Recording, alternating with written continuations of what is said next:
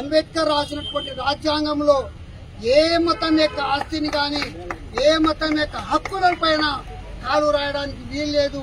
ఈ రోజు ముస్లింల ఆస్తుల మీద అది చేస్తున్నారు, రేపు సిక్కుల మీద ఆస్తుల మీద అది చేస్తారు, రేపు క్రిస్టియన్ల ఆస్తుల మీద కూడా వాళ్ళు అది చేస్తారు, రేపు సిక్కుల మీద ఏదైతే ఉండవో హిందువుల దేవాలయాల మీద కూడా వాళ్ళు మొత్తం భూములు లాక్కొని అంబానీ ఆదాయానికి వాళ్ళు ఖచ్చితంగా కట్టబెడతారని నేను చెప్తున్నాను. అందుకోసం మనమందరం ఇప్పుడే మేల్కొని రేపు వచ్చే ఎన్నికలలో బీజేపీ ప్రభుత్వానికి బుద్ధి చెప్పాలని ఈ అవకాశం పెద్దలందరికీ ఈరోజు మోడీ గారు వాళ్ళ కోసం ఈ రోజు మా భూములు గుంచుకోవాలని చూస్తున్నారు. మాకు ఇచ్చిన భూములు మా పూర్వీకులు మాకు అల్లా నుంచి వచ్చిన భూములు, అల్లా పేరు మీద వచ్చిన భూములు ఈ రోజు లాక్కొని అంబానీ ఆదాయానికి ఇవ్వాలని చూస్తున్నారు.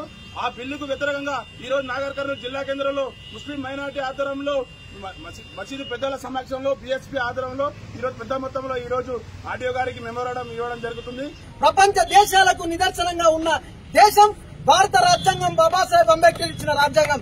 కాబట్టి ముస్లింలం, బీసీలం, ఎస్సీలం మా మనసు లోపల ఉన్న హక్కులను నువ్వు హరిస్తే నీ రాజ్యం నుంచి తరిమి కొట్టడానికి బంగ్లాదేశ్ ఎట్లా అయిందో అదే విధంగా నిన్ను కూడా చేస్తామన్న విషయాన్ని మేము ముస్లిం సోదరులకు మద్దతుగా తెలుపుకుంటూ ఈ దేశంలో శాంతి భద్రతను కాపాడాల్సిన బాధ్యత మా అందరి పైన ఉందని బాబాసాహెబ్ అంబేద్కర్ చెప్పిండు. మేము ఇంకా పెద్ద ఎత్తున రేపు సెక్యులర్ పార్టీలకు మద్దతు ఇచ్చి రేపు ప్రభుత్వానికి ఏర్పాటు చేసి అక్కడ ఈ వక్ఫ్ బిల్లు చట్టానికి మళ్ళా ఇదే పార్లమెంట్ లో ఈ బిల్లు మళ్ళా రీఓపెన్ చేసి మళ్ళా అక్కడ పాస్ చేసుకుంటామని నేను సభాముఖంగా చెప్తున్నాను.